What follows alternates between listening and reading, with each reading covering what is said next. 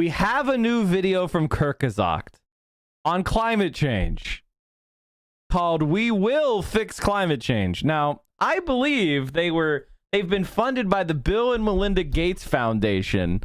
So suddenly they've become super optimistic when all the evidence is that we're going to die. So hopefully this is tongue in cheek, because I can't believe this is real. I can't believe this is real. But let's take a second. Let's listen. Let's have an open mind and watch this Kurzgesagt video.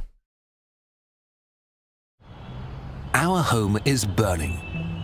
Rapid climate change is destabilizing our world. It seems our emissions will not fall quickly enough to avoid runaway warming, and we may soon hit tipping points that will lead to the collapse of ecosystems and our civilization. While scientists, activists, and much of the younger generation urge action, it appears most politicians are not committed to doing anything meaningful, while the fossil fuel industry still works actively against change. It seems humanity can't overcome its greed and obsession with short-term profit and personal gain to save itself. And so for many, the future looks grim and hopeless. Young people feel particularly anxious and depressed.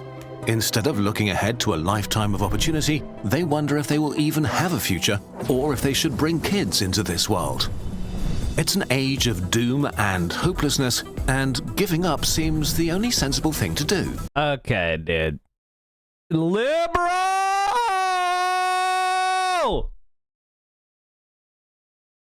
Casual J, thanks for the prime. Giving up? Giving up? Excuse me? To do. But that's not true. You are not doomed. Humanity is not doomed. Well, yeah, if socialism happens, yeah.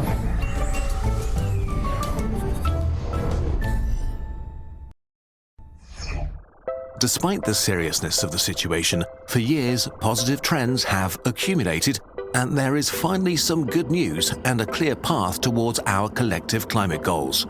Welcome to our TED Talk. Please watch this video to the end. Check out our detailed sources afterwards to learn more.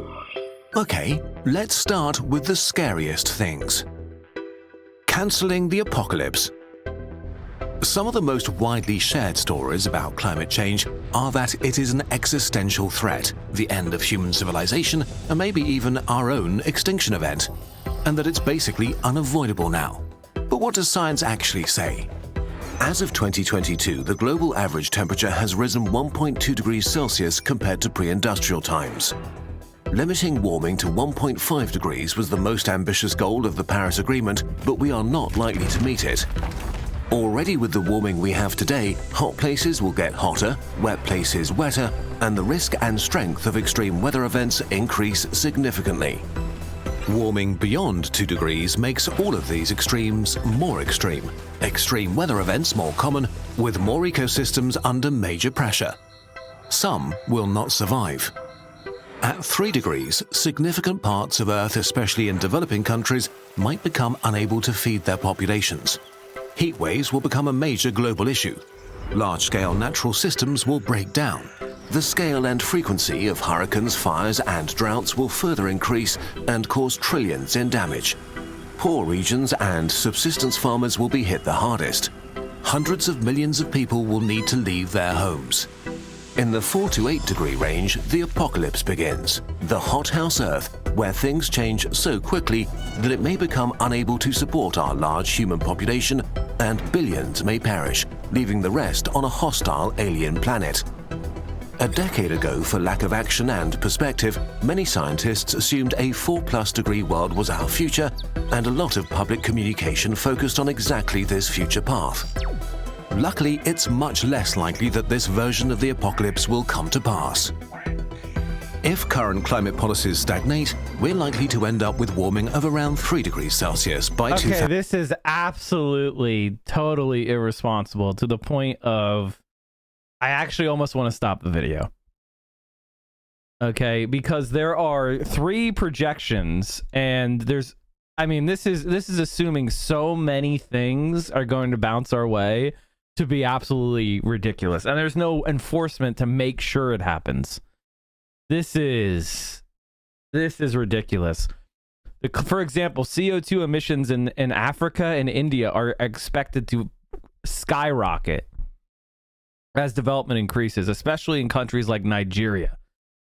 And there's huge concerns about deforestation and collapse of the rainforest in Indonesia and Brazil. This is the medium model, and there's all sorts of uncertainty, huge error bars around this, to the point where it's irresponsible to even say this. But let's go ahead and see what he says. 1,100, which is scary and tragic and far from acceptable. But this is actually good news. How? In the last decade, we've seen enough progress that most scientists now think that we have likely avoided apocalyptic climate change.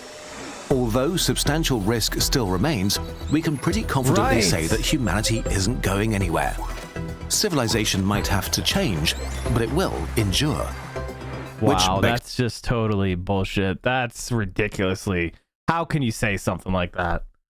That is horseshit. This is Bill and Melinda Gates propaganda, by the way. The question, what has changed over the last 10 years, and is this really good news? The invisible shift. You probably know this story. We're producing more CO2 emissions this year than we did any other year. And every year is higher than the previous year. This is so fucking stupid. I'm an environmental scientist, and this is absolutely not the case. This is like the Atom Something take on nuclear war. Absolutely. The last decade has been an immense failure for climate policies around the world. Instead of passing comprehensive, binding bills that would meaningfully reduce emissions, we mostly did nothing. A lost decade with one negative record after another. And this story is true. And so the only thing that he literally has to say capitalism is working. That's the only way this works, is a profoundly neoliberal perspective that believes that capital is going to shift, which is profoundly diluted. We are now seeing Democrats call for more drilling because of a geopolitical crisis that spiked oil prices, $50 a barrel. This is profoundly stupid. We are so far from where we need to be. Like, what, one or two countries actually had a reasonable response? Germany had a good response. Why? Because the Social Democrats and Greens are in power. And they said they were going to increase their transition to renewable energies in response to Russia. Thank God Angela Merkel is gone. But other than that, the U.S. did shit. This is fucking ridiculous. He has to say capitalism is going to work. This is techno-utopianism. Garbage. It's one reason why so many people are giving up, but it is not the whole picture. Despite the lack of climate policies and ongoing lobbying and misinformation campaigns from the fossil fuel industries, there was a lot of progress. Let's go back 20 years to see why today is so different. Between 2000 and 2010, greenhouse gas emissions had grown by 24%, 3 times as much as the increase in the previous decade. Subsidies for fossil fuels aimed at promoting economic growth caused a colossal increase in their consumption. For developing countries like China and India, coal was the cheapest fuel for growth, while rich countries showed little interest in changing their ways. In 2010, many people expected these trends to continue. Instead of decreasing fossil fuel use, its consumption would rise. The next decade turned out to be very different, though. First of all, coal burning in developing countries like India has slowed down or leveled off, like in China, and it's plummeted in rich countries like the UK and US. Since 2015, 3/4 of planned coal plants have been cancelled. Yeah, because they're doing natural gas. Because natural gas got cheaper than coal. That's it. It's not that they've gone to renewable technology. They are building infrastructure to lock in long-term heavy reliance on fossil fuels. This is dog shit. Coal going down is good, but not if it means we're locked in fossil fuels for another 100 years. And 44 countries have committed to stop building them. 10 years ago, that would have seemed like wishful thinking, but today we can say with confidence, coal is dying. It's just not competitive anymore, because technologies we thought would remain expensive matured rapidly instead. Renewable electricity has shown explosive progress. In a mere decade, wind energy got 3 times cheaper. Solar electricity is now 10 times cheaper. Cheaper than coal or any other fossil fuel burning power plant, despite the massive subsidies and global infrastructure propping up fossil fuels. 25 times more solar and nearly 5 times more wind electricity is produced today. Yeah, that's great, but that's not relative. Okay, great. But renewables are just, they're a rounding error. They need 100 times. This is too slow. Yes, we know solar and wind are cheaper than fossil fuels. But by the way, gas peaker plants are necessary because we don't have energy storage. So when there's something that's known as the duck curve of renewable energy production, of solar production in particular, that's very concerning. That requires an engineered solution like energy storage.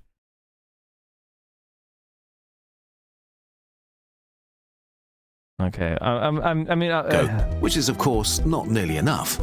Yeah, One of the shit. biggest obstacles is the variability of their power output. Renewables need a lot of energy storage to be a reliable power source, like expensive batteries. Amazingly, battery prices have decreased by 97% in the past 30 years, 60% in the last decade alone, which will serve all kinds of green technology like electric cars. You might say, well, that's great, but didn't Kurzgesagt's last climate video say that while wind and solar are nice, we need nothing less than a fundamental transition of our global industrial system? Yes, but luckily the shift goes beyond just the energy sector. Throughout the economy, people are working on improving current technology to lower emissions. We're rapidly replacing old incandescent light bulbs with LEDs that are 10 times more efficient. In 2020, about 7 out of 10 new cars in Norway were electric or hybrid. Oh yeah, no shit. Congratulations, you picked Norway. The most unrepresentative country in the fucking world. Congrats. How about we look at Australia or the United States? Yes, Norway's run well. Congratulations, nowhere is run like Norway. In 2021, it was already 8 out of 10. And the list goes on, from electric heating and better insulation to ships traveling at half speed to save fuel. Wherever you look, you find scientists, engineers, and entrepreneurs trying to solve some aspect of climate change. Enormous amounts of human ingenuity are being brought to bear on this problem, with more and more people deciding to prioritize preventing rapid climate change. Solutions for low-carbon production of cement, electronics, and steel, and innovations like artificial meat and carbon capture are in the works. The more of these technologies we deploy, the cheaper new... I do think the Beyond Whopper is pretty good. And better technology gets. Thanks for the 4 months. The cheaper they get, the more people use. This is techno-utopianism. This is techno-utopianism. This is crap. This is crap. This is fucking crap. Them, and so on. We can see the impact already. The domestic CO2 output of rich countries is falling without a major recession. Since the year 2000, the EU as a whole shows a 21% decrease, Italy 28%, the UK 35%, Denmark 43%. But the best news may be that emissions are no longer necessarily coupled with economic growth. In the past, this was an inconvenient truth. To get richer, you had to emit more, which led to fierce arguments between developing and developed countries about the fairness of reducing emissions while their populations were still poor. But in the last decade, we've seen that it is possible to increase prosperity without increasing emissions. Emissions in the Czech Republic dropped 13%, while their GDP grew by 27%. France reduced their CO2 emissions by 14%, while increasing GDP by 15%. Okay, this is great, but this is all marginal shit. This is like, if you just change from coal to natural gas, you could still have this, but it's still, on the long term, catastrophic. Romania saw an 8% decrease and 35% growth. And even the largest economy on Earth, the USA, decreased emissions by 4% while growing their GDP by 26%. What the fucking shit? Some of you may call this a numbers trick, that rich countries are just exporting emissions to poorer nations by moving the dirty parts of their economies like manufacturing. That's true. That's a good point. But even when we account for all of our imported goods, the numbers still look positive. It's no longer a matter of having to choose between prosperity and the climate, as it seemed to be a decade ago. Developing countries will profit from that because... And by the way, I agree with this. This is an argument I had with dipshit Destiny when he was talking about free trade agreements, and I was talking about how it's bad for us to export our production to countries without environmental regulations, for example, and climate change, and that we shouldn't have free trade agreements. We should have fair trade agreements that include subsidies for green development. And the analogy that I like to give is, if you were going to build a telephone, imagine we discovered a new continent. In the middle of the Pacific Ocean, a new continent rose up. And it was perfectly habitable to humans. Didn't have any ecological existing ecology that we would disrupt. It just rose up with beautiful fields of fertile soil, okay? Just for the hypothetical, right? And people went to live there. If you were going to develop a telephone system, would you build copper wires?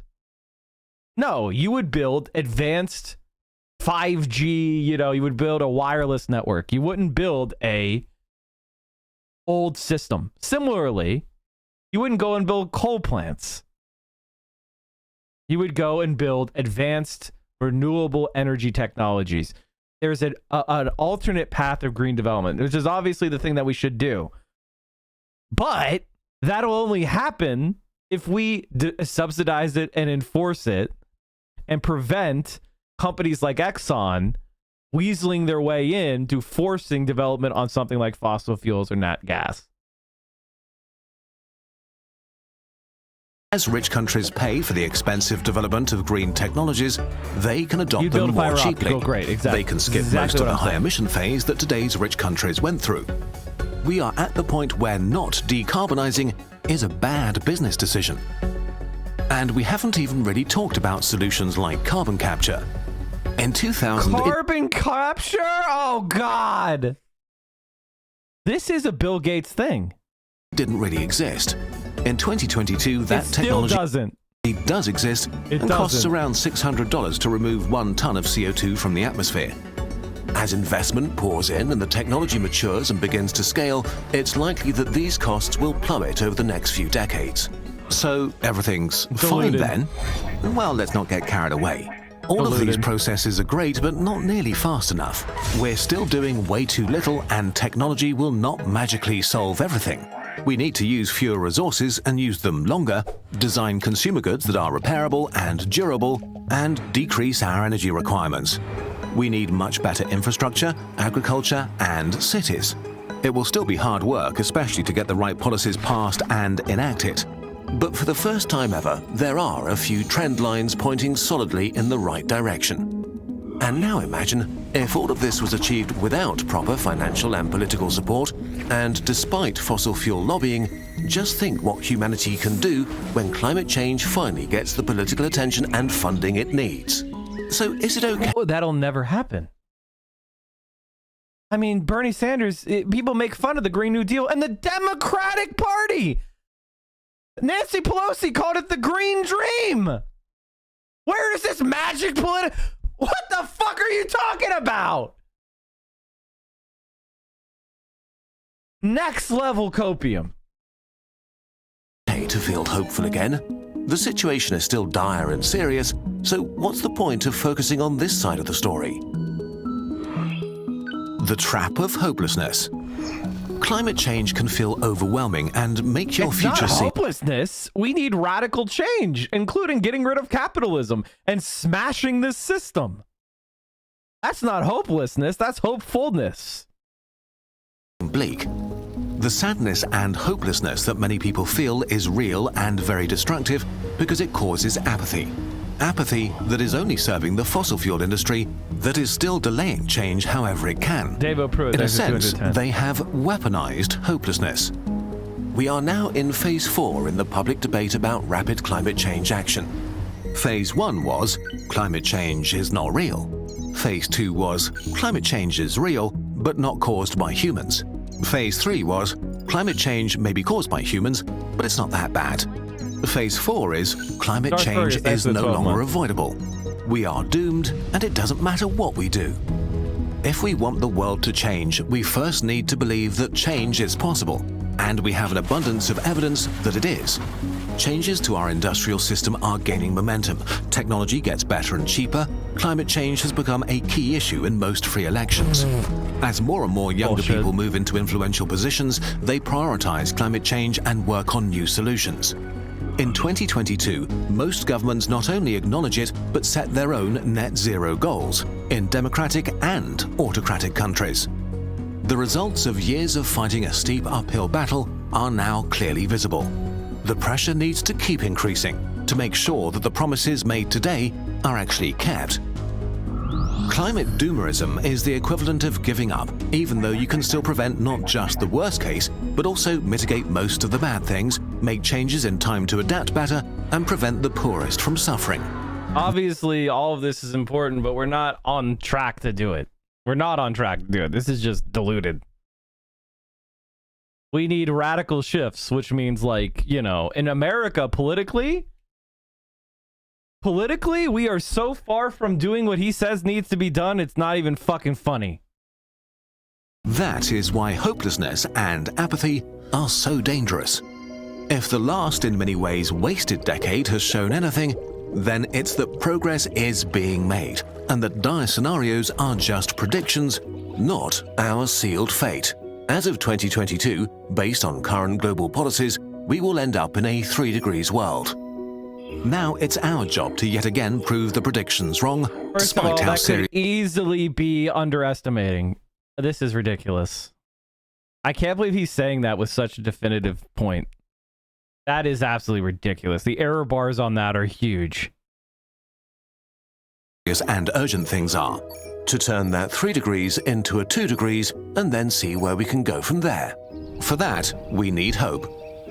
And we hope we gave you that today, at least a little. That you feel that things are serious, but also that you have a future. That you can have kids without dooming them or the world.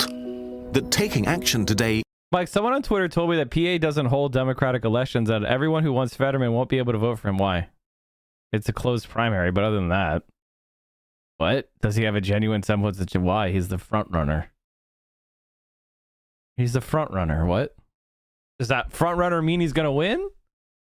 No, not necessarily. I mean, it means he's the most likely to win. But what? Of course he's got a chance. What the fuck? He is worth it. And that despite okay, here, I'll explain it to you. John Fetterman has the most money in the polls, the highest name, most money. He's leading the polls by 30 points. He has the most name recognition, and he's got statewide. He's got the most volunteers, and all his opposition is shambolic and shit. So does that mean he's definitely going to win? No.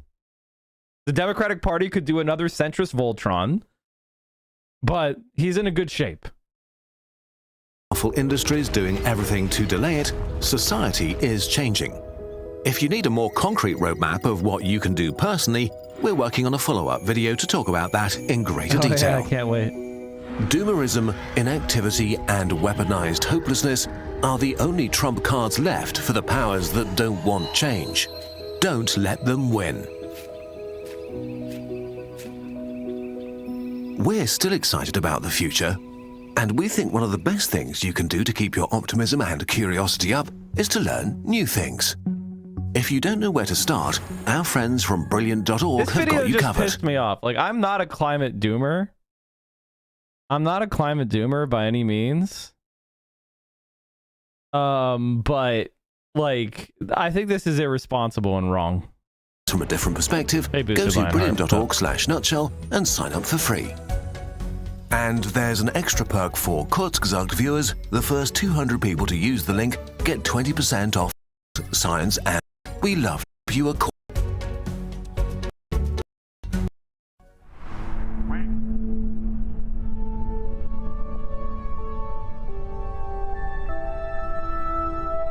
Basically, a techno-utopian just believes that we don't have to worry about any big problems, that technology will naturally come around that will solve it for us. Humans invent new things, don't worry about it. We'll engineer our way out of it. Holy shit, chat.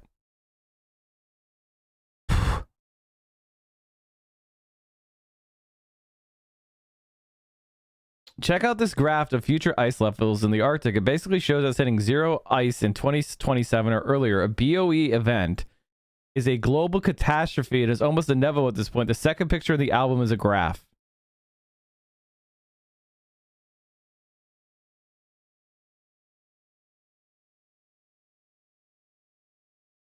Trend points at zero Arctic sea ice volume in September 2027. Yeah, I mean, you could see the Arctic sea ice is just like cratering. Yeah, I mean, this is just absurd, man. That's literally the whole climate policy of the German Liberal Party, of course. Absolutely insane. Absolutely insane. I don't know what to say. That what a garbage video. What a garbage video.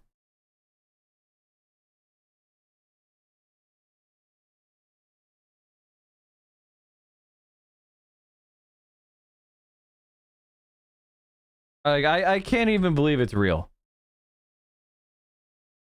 I can't even believe it's like what the fuck are they talking about?